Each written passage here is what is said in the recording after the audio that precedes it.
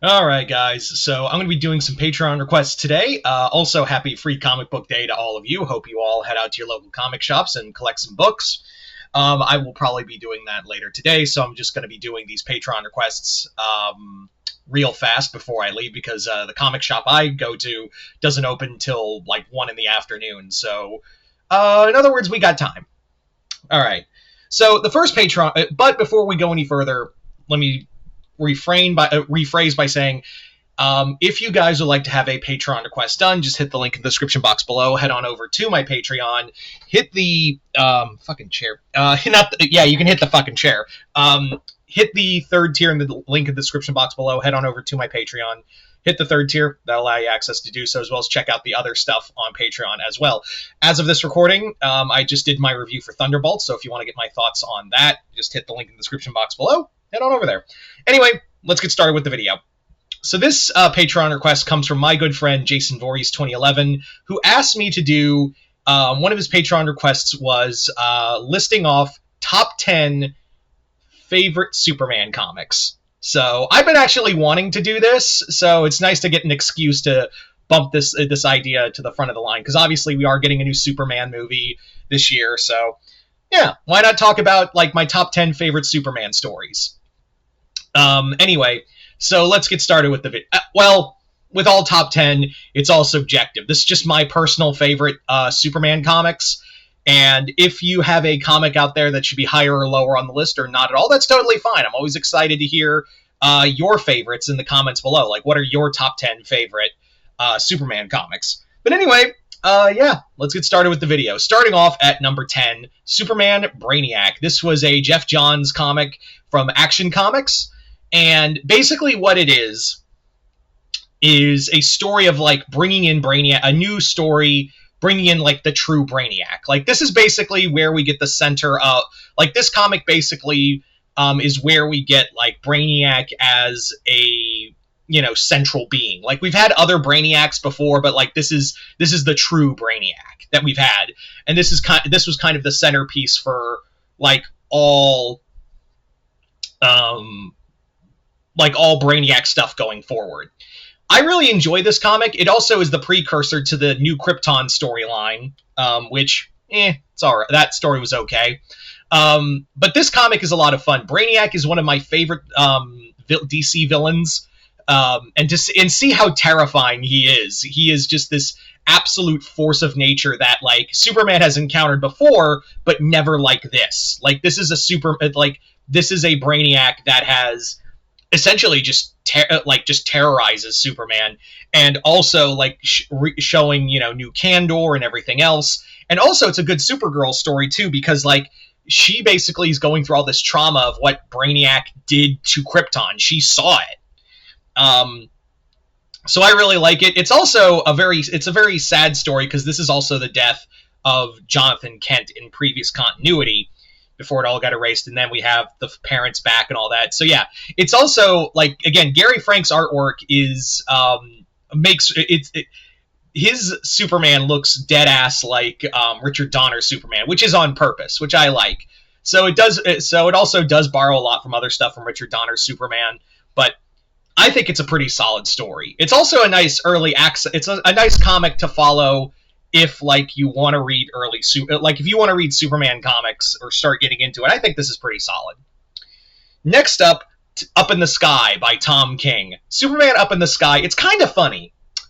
Tom King never said he wanted to write a lot of Superman books, and it's funny because, like, this storyline was put in the Walmart books. Remember those? And same with another one by Brian Michael Bendis, the Batman Universe, which that comic is probably the only thing I liked from Bendis' DC era. It's actually a pretty good comic. I would suggest, if you don't, I know Brian Michael Bendis' comic run was pretty awful with Superman and everything that went with it, but I would suggest checking out Batman Universe. It's almost like DC should have had editorial, because editorial step in and go, no, Bendis, you're writing Batman. Tom, you're writing Superman. I don't know how long, like, Tom has a really good voice for Superman, which I appreciate. And here, this is a really good comic. It's It's also got Adam Kubert's artwork, which also helps. And all this story is just Superman going above and beyond to save this little girl.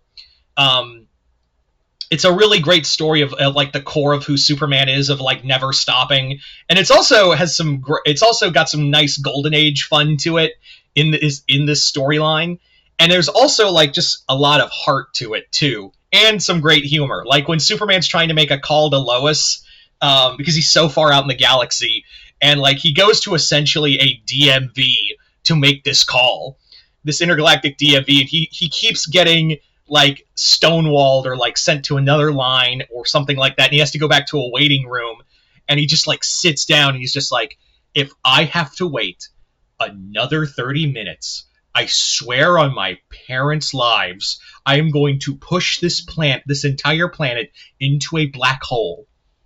Like, that's how much like Clark's patience is wearing thin, because like in his head he's been gone for so long, he's like imagining all the ways Lois is dying, even though no, she's totally fine.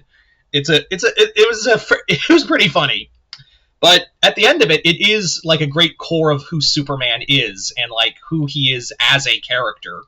So if you haven't read it, because I know some people don't like Tom King, even I have said like there are things I haven't liked about Tom King's writing, but I would say give this a solid shot. It's a nice out of continuity Superman story.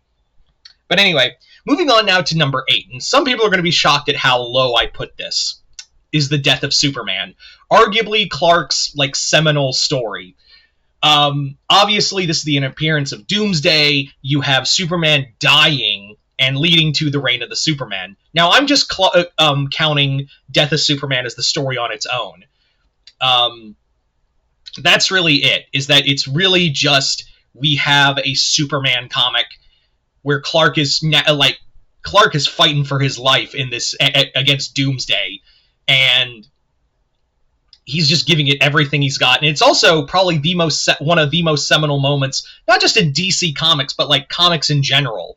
Like, it's also funny because in the same year Godzilla died, so you literally had the icon of America and the icon of Japan die in roughly the same year.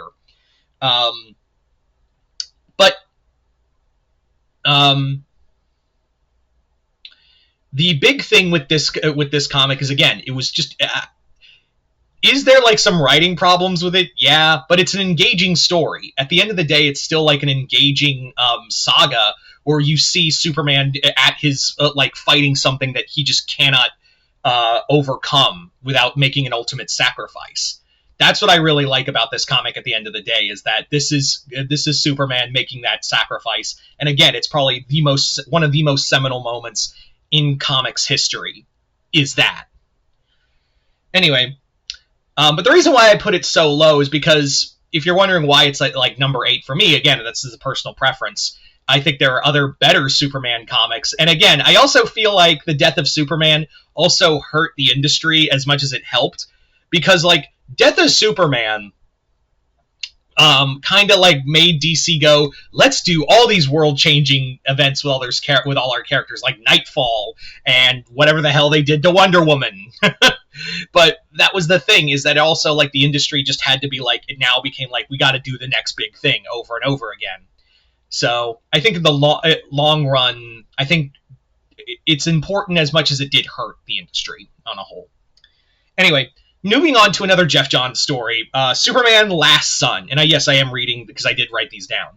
Superman Last Son is a great story that reintroduced the true General Zod to the DC universe. Again, there had been like, oh, this is not the real Zod. This is the true Zod over here. It's also co-written by Richard Donner, the director of the first 2 Christopher Reeve Superman movies. This story is pre-52, and now they've changed the original kid, Lor Zod, who Clark adopts, into kind of a psychopath in the new comics. So I don't know how to feel about that, because like his whole point was that the whole point of Last Son is that he's not his father. Like he wants to be better than that, and so far he's just kind of not that. Anyway, so Last Son on a whole is a really cool comic, and it really does feel like not only like a cool Superman story, but also like a cool Like, it almost feels like an unused Superman script for Richard Donner's Superman 3. There's also a great introduction of Bizarro and a use of the Superman Revenge Squad. Again, this is another comic you could easily, like, you could read without a lot of continuity to it. There's also, like, I don't know what everyone else was, but basically there was a gimmick to when Superman gets trapped in the Phantom Zone, and basically they had, like, these 3D glasses because it became a 3D book for a bit. Yeah, I don't know if anyone got that, but then the hardback I got, it had that. I didn't have the 3D glasses, so it was just kind of a pain in the ass to read. Anyway, so there you go. Superman Last Son. Number 6, Ending Battle. Ending Battle is basically like Superman Nightfall. Because basically what it is, Superman, Clark's family gets, like, every person he's known, not just like his parents and Lois, but literally everyone, a majority of his rogues gallery, basically like all of his rogues gallery, bum rush Superman, and we have new villains like the Master Jailer in here, and it's all just this big plot by Manchester Black. It's a solid comic because they also, I point to this comic specifically whenever someone goes, "Oh, Superman! If he didn't, like, Superman would kill if he just lost someone." Looking at you, Injustice. But yeah, I point to this comic specifically because there's a moment where, like, Clark thinks Manchester Black murders Lois, and, like, he just is about to kill him. He's like, no, it's not what she'd want, and she'd want me to be better than this. And I'm like, if only every fucking edgelord would get that.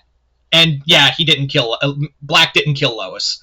There's also, like, again, like, if you want to see, like, it's a great celebration of, like, Superman's rogues gallery, because you have, like, him fighting, Silver Banshee, Mongol, Bizarro, you have him fighting Metallo, like, he is just, like, put through the ringer in this book. So it's a great story. I really enjoyed it. And again, it also is a great comic to showcase, like, how dangerous Manchester Black was, and still is. Anyway, so moving on now to number 5. And this one's a very recent comic. This comic is pretty recent. This is the Warworld Saga. The Warworld Saga really impressed me, even though, yes, it is basically just Superman Planet. It's just Planet Hulk with Superman. But the idea of it is that, what does Superman do when he and basically the Authority, and which, funny enough, Manchester Black is also here, basically, what does Superman do in a world where Mongol rules through fear? And what does he do? He gives the world hope. So it's a really great comic. Again, is it a story we've seen before? Yes, but at the same time, it's also done equally as good as Planet Hulk. But it's a great story about, like, Superman being a symbol of hope. Can Clark still be a symbol of hope in a world with no hope? It's just ruled by fear, and the answer is yes. It's a pretty solid story. I really love it, and it's also, like, it's always cool to see Mongol take on the new. Even though technically, yes, this is Mongol's son, who is now the new Mongol, but it's, for all intents and purposes, it's just Mongol. But it is cool to see, like, Mongol take the center stage in this book. Next up at number 4, what's so funny about Truth, Justice, and the American Way? I didn't even realize it. We literally had, like, a kind of Manchester Black trilogy right here. This is, of course, Manchester Black's really big story with the Elite. And yeah, this is like, again, it's a one and done story, but it just showcases, again, Superman being that symbol of hope in a world that's just becoming jaded and cold and whatnot. And I feel like it's a book that's sadly timeless in these times. So I thoroughly love that book, and it would be a disservice not to have it on this list. Even though it's kind of the shortest story here, but it's still great. So now we've come to the top 3, and some people might have figured out where those 3 are. But at number 3, and technically this is not a Superman story, but Clark is the main character, so I kind of counted it. And that is Kingdom Come. Of course, one of DC's most seminal comics and Mark Waid's magnum opus with Alex Ross's artwork. It is, I know it's technically a DC Universe story on a whole, but at its core, it is a Superman story. This is a story where, again, Clark has no hope. He's lost everything, but he's just kind of gone back into, himself. Like, he's just kind of retreated into himself, and now he's just kind of trying to figure out who he is as a person. And with everything, it's also do you really want this? Do you really want 90s superheroes running around and being all edgy and shit? Yeah, I didn't think so. It's also, again, Alex Ross's artwork. Just what more can I say? So yeah, it's a great comic. I absolutely love it. And again, you probably all know the story by now. So now at number 2, we have Superman for All Seasons. This is a comic where it's like Superman in his early years, and it's all told through different people's perspective. His father, Lex, Lana, and I believe, Lois, and then Lana. So it's all about Superman in his first year, and it is a Jeff Loeb, Tim Sale book, which is funny because, it's so crazy that, Tim Sale has been, Tim Sale is a phenomenal artist. He's sadly no longer with us. But Jeff Loeb he wrote stuff like this in Long Halloween and all that. Now, yeah, not so much. Anyway, so Superman for All Seasons is again, Tim Sale's artwork is just beautiful. And then we have this story of an early Superman battle, facing, Lex and him. It's a very wonderful book of Superman figuring out who he is and what he wants to be for, Metropolis and the world at large. Oh, shit.